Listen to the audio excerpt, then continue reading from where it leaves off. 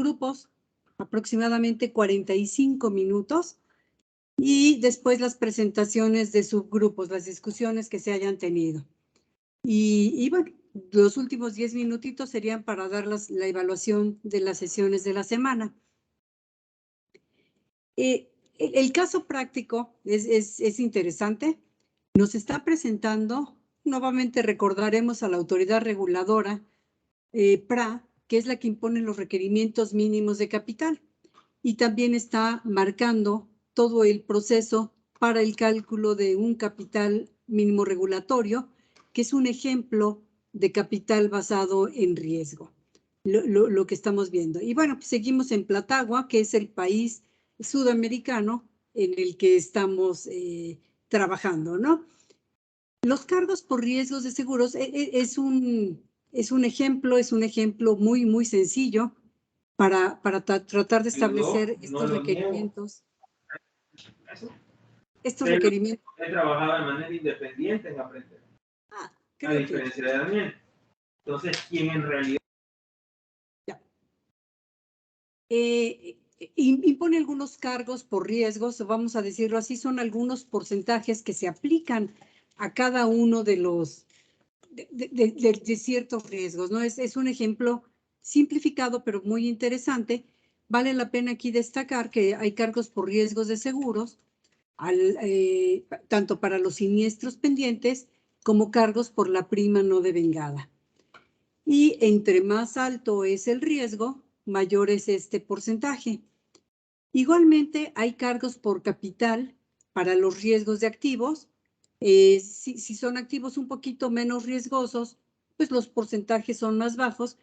Y si el activo se percibe como de mayor riesgo, el regulador le está imponiendo un requerimiento mayor que se refleja en estos porcentajes, un 25%, por ejemplo.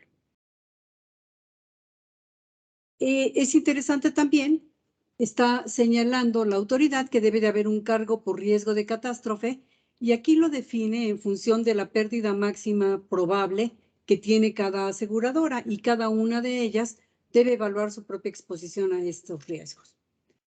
También nos señalan que la aseguradora debe completar una herramienta anual de autoevaluación de riesgos, RCET, y que esta contiene algunos elementos de una autoevaluación del riesgo y solvencia, ORSA. Nos están presentando también en el caso práctico, me imagino que todos lo leyeron con detalle, tiene dos aseguradoras, una montaña y la otra isla. Nos muestran para cada una un balance muy simplificado con los pasivos, los activos y el capital. Si ustedes se dan cuenta, las dos empresas tienen prácticamente el mismo monto de activos y de pasivos. Y cada una de ellas pues estableció cuál sería su pérdida máxima probable. En el caso de montaña, ella establece una pérdida máxima probable de 50, y en el caso de isla, ellos establecen una pérdida máxima probable de 140. También es bien interesante ver cómo tienen clasificados sus riesgos. Y podemos ver que Montaña parece ser una empresa ligeramente más conservadora, en donde prácticamente los pasivos y los activos están en riesgos considerados como bajo y medio, mientras que Isla es un poquito más, vamos a decirlo así, más agresiva, y tiene tanto riesgos en pasivos como en activos, algunos catalogados en riesgo alto. ¿Qué otra cosa podríamos apreciar aquí? Bueno, pues estamos viendo cómo definen su apetito de riesgo. En esta herramienta de autoevaluación de riesgos nos mostraban algunos extractos de esta herramienta, y vemos que el apetito de riesgo de montaña está definido a lo mejor claramente. No sabemos si es bueno o malo.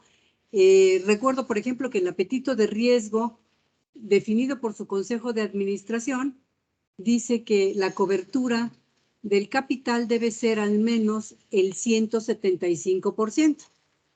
Si vemos el caso de Isla decía, hablando de apetito de riesgo, dice, no queremos correr riesgos excesivos que puedan poner en riesgo las inversiones de los accionistas. Entonces, si bien nos muestran empresas que aparentemente son del mismo tamaño, pues estamos observando diferencias en la forma en la que miden los riesgos. Un poco con este recuerdo del caso, pues podríamos ya ver cuáles son las preguntas que vamos a discutir y que se van a analizar. Estas son las preguntas y me imagino que las vamos a dividir igualito por subgrupos, ¿verdad, Regina? ¿O Jeff? Sí, Jeff que te puede contestar mejor que yo. Quiero que todos los grupos responder a todas las preguntas, si tiene suficiente tiempo. Bueno. Muy bien. Bueno, así es. Entonces recuerden que mantendremos al grupo 2 en la reunión principal en lugar de enviarlos a su propia sala de subgrupos. Así quienes tengan problemas técnicos a la hora de pasar a la sala de subgrupos podrán permanecer en la sala principal. Los participantes de otros grupos que regresen a la sala principal con problemas técnicos deben comunicarse con nosotros a través de chat para resolverlos y los devolveremos a sus salas de subgrupos. No sé si Laura desea aclarar algo más. No, eso es todo. Okay.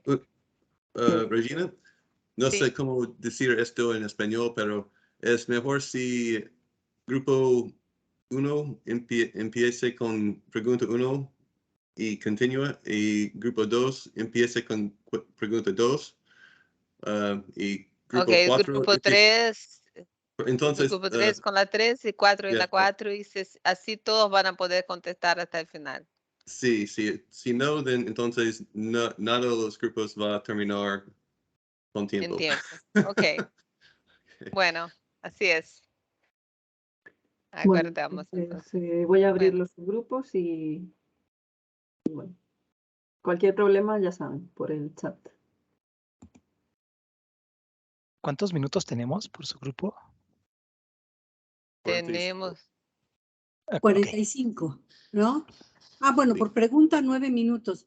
Ahí, Pero eran 45 en total. ok.